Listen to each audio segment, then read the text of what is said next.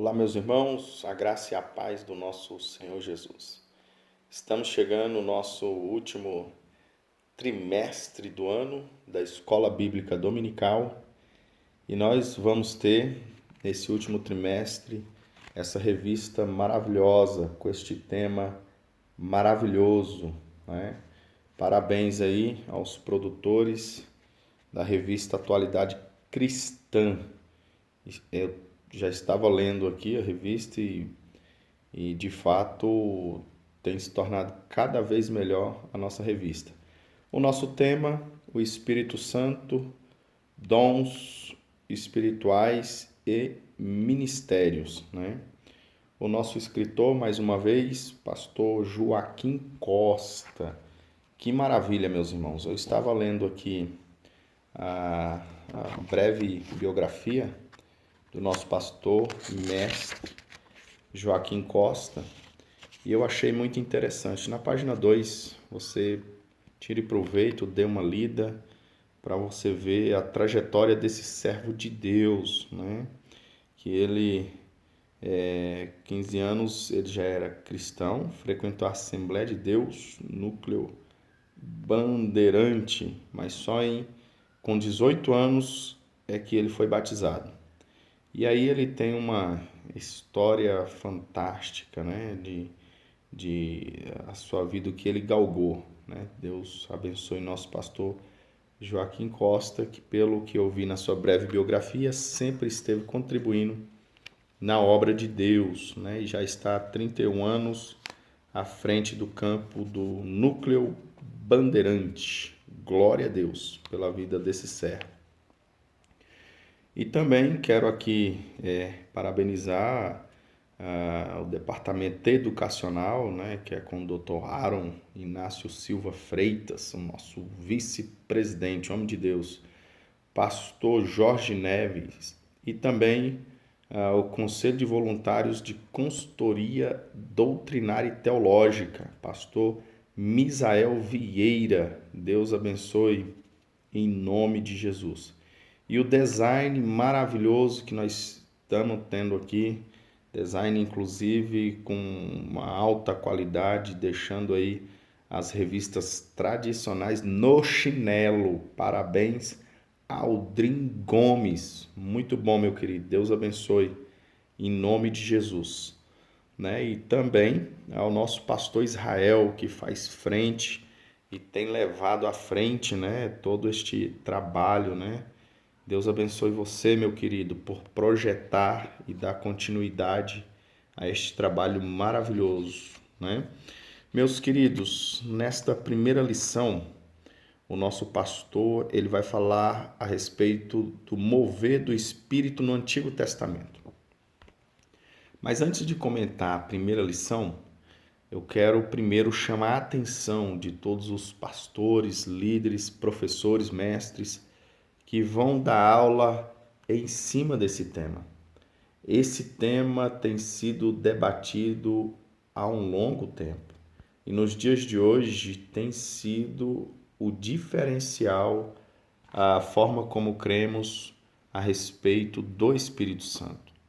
Queridos, nós precisamos nos ater no seguinte: nós precisamos saber a história, o mover do Espírito Santo. E é essa proposta que o nosso autor, aqui o nosso escritor, ele nos traz a história, né, ou o desenvolvimento teológico do Espírito Santo. Né? Então nós temos aqui, de uma forma resumida, uma pneumatologia extraordinária, né? Que se você aproveitar bem, você vai ter aulas fantásticas, vai enriquecer o corpo de Cristo, né? E se falando da história do Espírito Santo, e tratando para nós que já vivemos a experiência, né, do Espírito Santo de forma mais intensa, nós como igreja, nós precisamos entender que há muita diferença entre aqueles que crêem na continuidade dos dons pós-era apostólica e aqueles que não crê.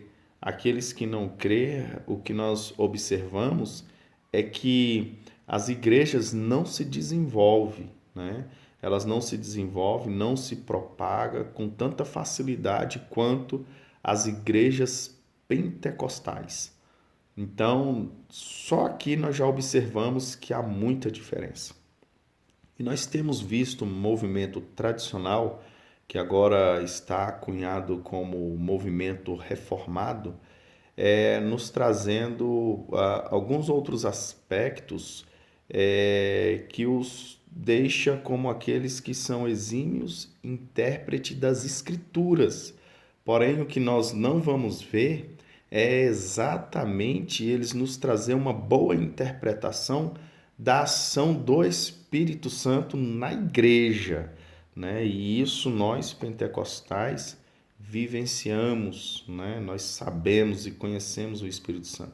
Então, querido, fica aqui a minha dica: estude a respeito do Espírito Santo na história pós-apostólica, veja a ação do Espírito Santo na formação do cânon bíblico, veja a ação do Espírito Santo na reforma. Na reforma, você vai ver que a partir da reforma, os homens de Deus começam a ter um envolvimento teórico, né, e conclamar o Espírito Santo para trazer a interpretação adequada a respeito das Escrituras, porque isso estava em xeque, né? Porque a igreja havia se perdido. Depois da reforma nós vamos ter o que nós chamamos de puritanismo, né? Irmãos, não se engane.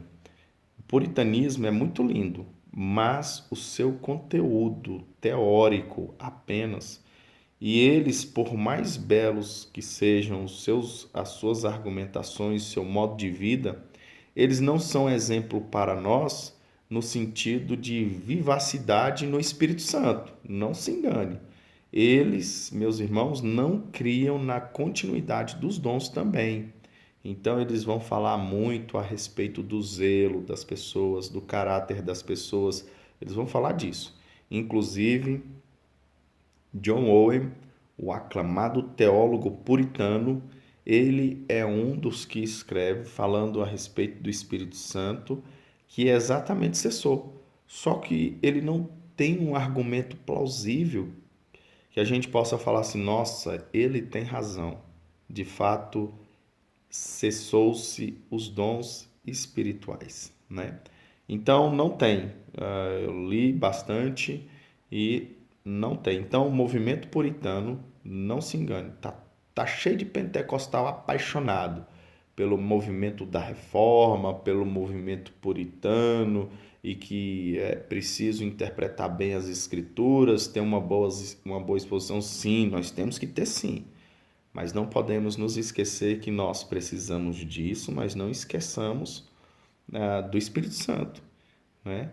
Então, com o batismo no Espírito Santo, não esqueçamos dos dons que ele distribui na igreja, porque é o Espírito Santo que potencializa a igreja, né? Então, dito isso, nessa breve introdução, né, queria falar mais, mas o tempo não deixa, né? Nós vamos ter a primeira lição, né? Você tem que chegar sabendo disso historicamente, todo esse movimento. Porque você vai falar do movimento do Espírito Santo, né? Então, se você começa em Gênesis, no Antigo Testamento, falando do movimento do Espírito Santo, e depois vem me falar que o Espírito Santo cessou com os dons, você vai entrar em equívocos. Então, fique atento nisso. Aí, meus queridos, o nosso mestre aqui, ele coloca de forma muito plausível e o argumento dele, demonstrando a ação do Espírito Santo na criação, né, o mover do Espírito Santo no Antigo Testamento. Ele começa demonstrando na criação que o Espírito Santo estava presente e no texto aqui introdutório, aquilo que nós chamamos de fundamento, ou texto-chave, aqui é fundamento, né? Ele mostra que o Espírito de Deus pairava sobre a face do abismo, né? Ou a face das águas. E também ele demonstra aqui que o Espírito Santo estava exatamente naquele momento em que a palavra de Deus declara: façamos o homem, né? Então é um plural. Nesse plural nós compreendemos que está Deus Pai, Deus Filho e Deus Espírito, né? Então o Espírito Santo estava presente na criação de de toda a natureza e na criação do homem, né? É isso que nós vamos ver. E depois ele vai trazendo aqui o Espírito Santo, ele também atuando no homem, né? Então isso é apenas a introdução dessa primeira lição, ok? E aí nós vamos ter as leituras diárias, né? É importante fazermos as leituras diárias. E o objetivo específico, né, que é identificar biblicamente a presença do Espírito Santo na criação. Isso é importante, mostrar o Espírito Santo simbolizado pela água, que sacia a sede da justiça, e identificar o mover do Espírito Santo na vida das pessoas dedicadas a Deus, né? Maravilha. Então esses são os pontos. O Espírito Santo na criação, a água como símbolo do Espírito Santo, o mover do Espírito em pessoas. Essa é a nossa primeira lição, ok? Vamos lá. O Espírito Santo na criação. E aí no tópico 1.1, ele vai trabalhar a dinâmica do Espírito, né, na criação. Ou seja, que o Espírito Santo pairava sobre a face das águas, né? Então, o que significa o verbo pairar significa mover, pairar, ele pairava, movia, né, sobre a face das águas, ele atuava. E na atuação do Espírito Santo, no tópico 1.2, ele vai nos demonstrar que o Espírito Santo é quem executa a palavra, né? Então é o Espírito Santo que faz mover a palavra de Deus, faz a palavra de Deus ter vida, né? É uma ação conjunta dessa triunidade ou da trindade, como muitos gostam de falar, né? E depois nós vamos ter a ação do Espírito Santo na criação de uma forma completa, né? Há uma sequência de atos criatórios. Em tudo isso aqui nós enxergamos o Espírito Santo, né? E aí, finalizando com a criação do homem, né? Do homem e da mulher, quando Deus diz, façamos. Maravilha. Esse é o primeiro tópico, que é o Espírito Santo na criação.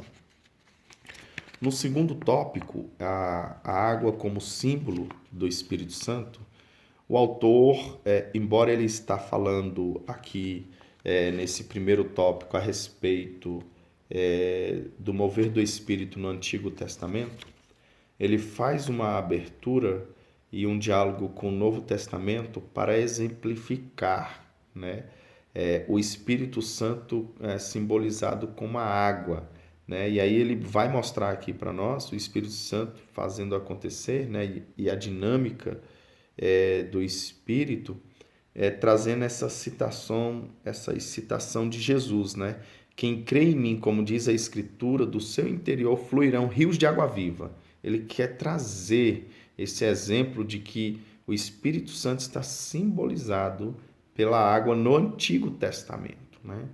E esse fluir rios de água viva, o próprio texto vai explicar, né? A passagem está aí, segundo está marcado João 7, 37 a 39, ele está falando do Espírito Santo dentro da pessoa, fluindo dentro das pessoas.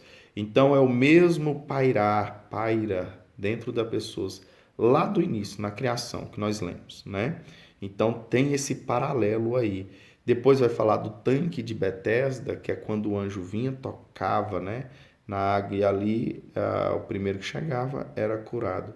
Entendendo também que o Espírito Santo que está acessível, né, a aqueles menos favorecidos, cegos, coxos, paralíticos e por aí vai. Depois ele faz uma citação da visão de Ezequiel, em Ezequiel 47, da água que saía do templo. E ele associa exatamente aquela água que saía do templo e que essa água vai enchendo, transbordando, ele associa a nós. Nós somos o templo do Espírito Santo, né? E esta água nos enche, né? Então o Espírito Santo nos enche. Isso aqui é fantástico, né? Esse paralelo que ele nos traz. E depois o mover na pessoa. Eu já adiantei aqui, né? Mas é o mover em pessoas, mas em pessoas no Antigo Testamento, né? De Adão a Noé, ele vai demonstrar a ação do Espírito Santo depois nos patriarcas e em Moisés, né? O Moisés, o aclamado profeta veterotestamentário, de como o Espírito Santo esteve com Moisés, né? E aí ele traz várias citações e também faz aqui uma lembrança lá de Atos 7:22. E não se esqueçamos que o rosto de Moisés, ele brilhava, né? Então nós entendíamos que o Espírito Santo estava com Moisés. Que coisa extraordinária, não? E aí tem a conclusão, a atuação do Espírito Santo no Antigo Testamento, além dos muitos símbolos que projetavam a sua obra futura na igreja, que eu citei alguns trechos, incidiu também na criação de tudo que existe e em muitos personagens que Deus levantou para preservar o seu nome entre os povos e estruturar o seu grande plano de redenção. A Ele toda a glória. Né? Então, fica compreendido aqui essa lição, né, inicial. E se nós aplicarmos ela nesses aspectos, e até mesmo aspectos que os irmãos compreendem, talvez até melhor do que eu tenho certeza que nós teremos uma boa aula e podemos, meus irmãos, em nome de Jesus Cristo, reacender, em nome de Jesus, essa esperança no coração dos crentes, das nossas igrejas, para buscar o batismo no Espírito Santo. Amém, queridos? Que Deus abençoe, em nome de Jesus.